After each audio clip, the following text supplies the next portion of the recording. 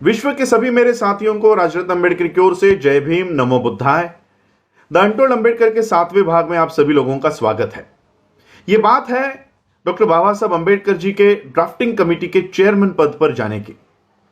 कई सारे लोगों को आज यह तक पता नहीं है कि बाबा साहब अंबेडकर भारत के देश की संविधान को लिखने के लिए ड्राफ्टिंग कमेटी के चेयरमैन पद पर कैसे गए। एक वक्त था जब बाबा साहब अंबेडकर जी को यह सरल शब्दों में कहा गया था कि बाबा साहब, आपको इस संविधान सभा के दरवाजे ही नहीं तो खिड़कियां भी हमने आपके लिए बंद रखी है। बाबा साहब ऐसे संविधान सभा के ड्राफ्टिंग कमेटी के चेयरमैन पद पर कैसे पहुंचे। अंग्रेजों ने भारत को आजाद करने का एक शर्त रखा कि जब तक इस देश को संविधान तैयार करके नहीं दिया जाता तब तक हम इस देश को आजाद नहीं करेंगे। और इसलिए 1946 में इन लोगों ने, अंग्रेजों ने संविधान सभा का गठन किया। 298 मेंबर्स की यह संविधान सभा, ये 298 मेंबर्स के लिए चुनाव होने वाले थे और चुनाव से जीतने वाले सदस्य ये भारत के संविधान को बनाने की प्रक्रिया में शामिल होने वाले थे। बाबा साहब को इस बात का पता चला। बाबा साहब ने बंबई से इस संविधान सभा में जाने की तैयारी की। जब बाबा साहब अंबेडकर बंबई से इस संविधान सभा में जाने की तैयारी कर रहे थे, तब गांधी और पटेल ने आकर बाबा साहब से कहा कि बाबा साहब, इस संविधान सभा के दरवाजे ही नहीं तो खिड़कियां भी हमने आपके लिए बंद रखी है, हम आपको इस संविधान सभा में आने ही नहीं देंगे। बाबा साहब व्यथित होकर यह सोच रहे थे कि किसी भी हालत में मुझे इस संविधान सभा में जाना चाहिए। अगर मैं इस संविधान सभा में नहीं गया तो इस देश के लोगों के लिए सुरक्षा कवच तैयार नहीं कर पाऊंगा। बाबा साहब की इस व्यथा को देखते हुए पश्चिम बंगाल में बैठे हुए जोगेंद्रनाथ मंडल, इन्होंने बाबा साहब को पश्चिम बंगाल में आमंत्रण दिया कि आप यहां आइए।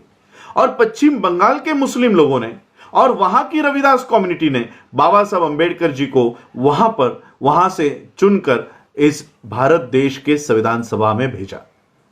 298 मेंबर्स की यह संविधान सभा 9 दिसंबर 1946 को इस संविधान सभा का कामकाज शुरू हुआ और पहले ही दिन का कामकाज इतना विवादास्पद है कि वहीं से झगड़े शुरू हो चुके थे।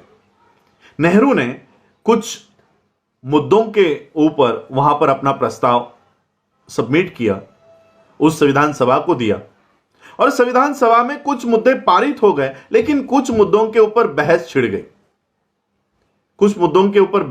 और वो बहस इतनी तीखी बहस थी कि वो बहस झगड़ों में रूपांतर हो गया। डॉक्टर राजेंद्र प्रसाद इस संविधान सभा के चेयरमैन थे। 298 मेंबर्स को जब अपनी बात रखने का मौका मिलता तो 2 दिन के बाद और केवल 5 मिनट के लिए वो मौका उनको दिया जाता था। जब यह पूरा बहस चल रही थी, पूरा झगड़े चल रहे थे, संविधान सभा में ये झगड़े चल रहे थे, तब डॉक्टर राजेंद्र प्रसाद इन्होंने बाबा साहब से कहा कि बाबा साहब, आप उठिए और आप अपनी बात रखिए। बाबा साहब ने देखा कि इतनी बहस चल रही है, इस बहस में मुझे कौन सुनने वाला है, मेरी आवाज तो इस बहस में दब जाएगी।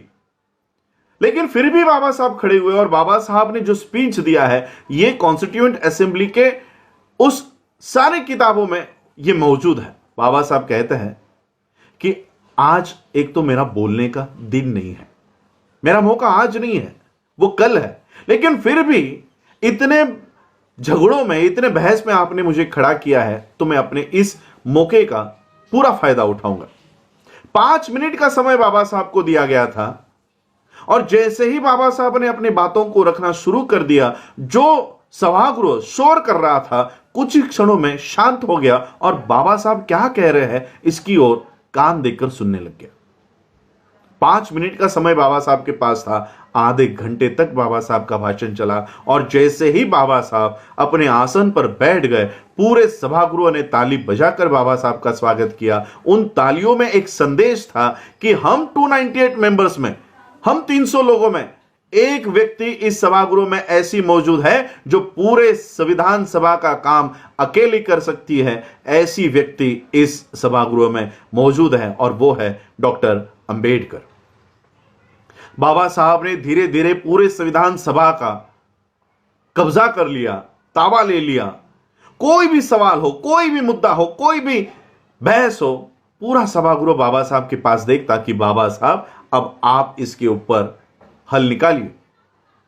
लेकिन यह बात नेहरू को हजम नहीं हो रही थी। नेहरू सोच रहे थे कि यहां से तो बाबा साहब अंबेडकर जी के प्रति लोगों का आदर बढ़ते जा रहा है। नेहरू ने वहां पे एक षड्यंत्र किया। जिस प्रांत से डॉक्टर बाबा साहब अंबेडकर चुनकर भारत के संविधान सभा के सदस्य बने थे, उस प्रांत को जब इस देश का विभाजन किया जा रहा था, तब बाबा साहब अंबेडकर जी का मतदार संघ इन्होंने पाकिस्तान को दे दिया, ताकि बाबा साहब अंबेडकर भारत के सदस्य ना रहे, भारत के मतदार क्षेत्र के सदस्य ना रहे, और बाबा साहब अंबेडकर जी का भारत के संविधान सभा का सदस्यत्व पद रद्द हुआ।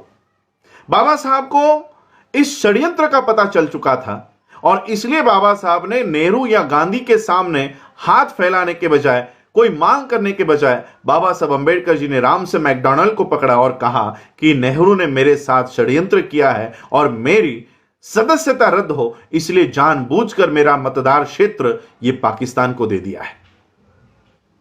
रामसे मैकडॉनल्ड ने नेहरू को बुलाया और नेहरू से कहा कि जब तक आप डॉक्टर अंबेडकर को भारत के संविधान सभा पर फिर से चुनकर नहीं लेते, तब तक आपके देश को कोई आजादी नहीं दूंगा। ये सीधे शब्द में ये रामसे मैकडॉनल्ड ने नेहरू को कहा, और नेहरू की ये मजबूरी हो गई कि अगर आजादी चाहिए तो बाबा साहब को संविधान सभा पर लेना होगा। और फिर नेहरू ने अपने एक कांग्रेस के सदस्य से इस्तीफा मांगा, और वो इस्तीफा दी हुई कुर्सी बाबा साहब को दी।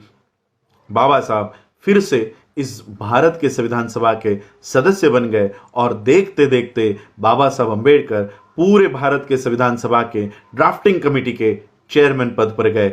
2 साल 11 महीने 18 दिन तक लगातार बाबा साहब अंबेडकर जी ने एक एक आर्टिकल को 15-15 दिन व्यतीत करते हुए, बिताते हुए इस देश का ही नहीं, भारत के देश का ही नहीं, विश्व का गौरवशाली संविधान बाबा साहब अंबेडकर जी ने 26 नवंबर 1949 को डॉक्टर राजेंद्र प्रसाद इनको सौंप दिया, और भारत को विश्व का गौरवशाली संविधान प्राप्त हुआ। जय भीम, जय भारत, जय बुद्ध। अगर आपने अभी तक हमारा चैनल सब्सक्राइब नहीं किया है तो सब्सक्राइब करें, और घंटी का बटन बिल्कुल भी दबाना ना भूलें, ताकि सभी लेटेस्ट खबरें पहुंच सकें आप पे सबसे पहले।